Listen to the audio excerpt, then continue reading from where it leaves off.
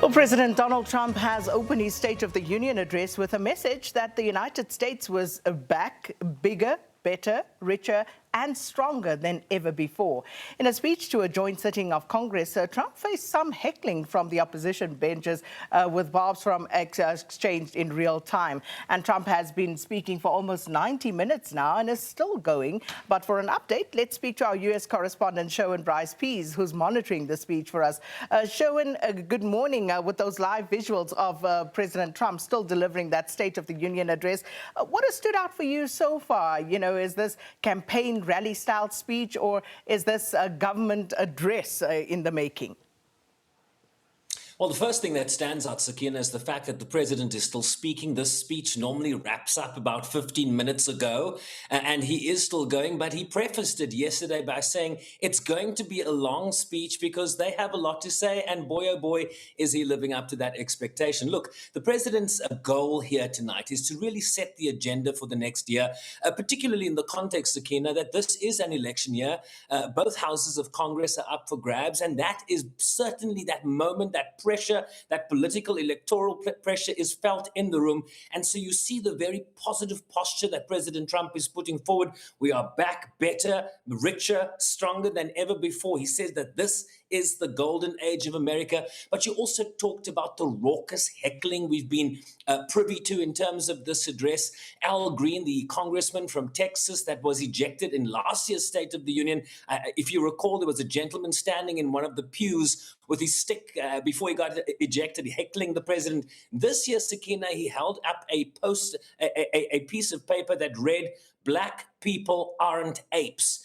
And I think you know what that is a reference to. Of course, the video now deleted by the White House that was posted to President Donald Trump's social media account depicting the former first couple, Barack and Michelle Obama, as apes. And of course, we still haven't had an apology in that regard. He talked also about how he inherited a nation in crisis with a stagnant economy, Sakina. He talked about inflation at record levels, a wide open border, horrendous recruitment for military and police, rampant crime at home, and wars and chaos all over the world. He then talked about how this had been an amazing transformation, quote unquote, what a difference a president makes, is what Donald Trump has said. But the problem here is that these poll numbers are in the tank. The broad consensus among all the polling that we have seen is that the president's approval rating right now, Sakina, is hovering at around 40% because people do not believe that the economy is benefiting them fully. They do not believe that his immigration crackdown is living up to their expectations. And so he is not necessarily matching the mood that we know to be true and existing in this country that is going through an affordability crisis. When you talk about a golden age, does that penetrate, people that are living, paycheck to paycheck in the context that, this might come back to bite you, given the fact that there is a very important election this November? And Sherwin, as far as the policy proposals that he's advancing, how realistic are those, and are Americans likely to buy into what the president is delivering this morning? Well, it is the very policy proposals that got him elected, right? His immigration crackdown, his ability to secure the southern border. He talked about how the importation of drugs into the United States, for example, fentanyl has dropped by 50%. The question, though, now becomes, does the implementation of what he has promised to do and the implementation thereof, is that going to translate into people going back to the polls and supporting this president? He made this quip, as he was referring to, how he likes to talk about not having lost the 2020 election. He talked about how this should have been his third term, Sakina.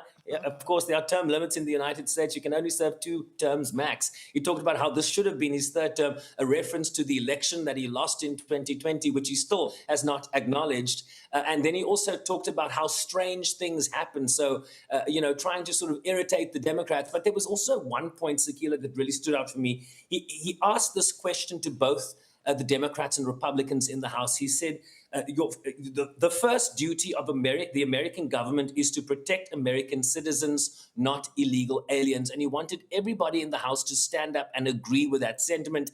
Not a single Democrat stood up. Only Republicans stood up, because Democrats believe this is a winning issue, given how the implementation of President Trump's immigration crackdown has gone in the United States, including the killing of 2 American citizens that were protesting the manner in which that ICE was enforcing arrests and how they were enforcing their operations in communities. So the question is, how does this address translate to voters come November this year?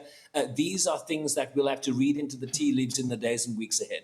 And just finally, Sherwin, as far as foreign policy goes, any significant remarks on Ukraine, the Middle East, China, or even Africa, South Africa?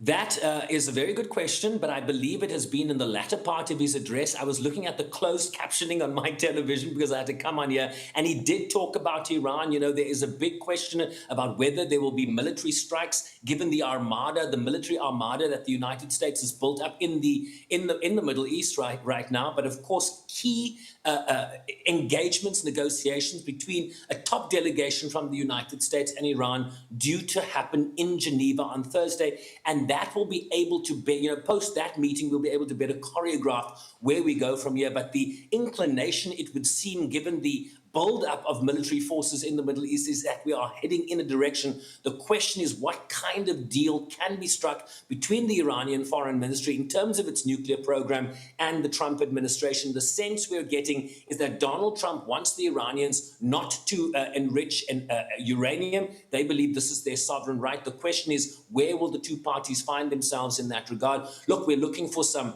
information on Venezuela. You talked a little bit about Venezuela and the fact that they're now partners and friends. We were looking for some commentary on possibly, the future of Greenland. But as I say, I had to come on here. I'm going to rewind the tape, Sakina, and get back to you on that later. Yeah. Well, thanks so much, Sherwin Bryce-Pease. Comprehensive summary for us of that State of the Union address so far. It is still ongoing there by President Donald Trump. And of course, Sherwin keeping an eye on those developments, and no doubt will give us another comprehensive summary of that State of the Union address.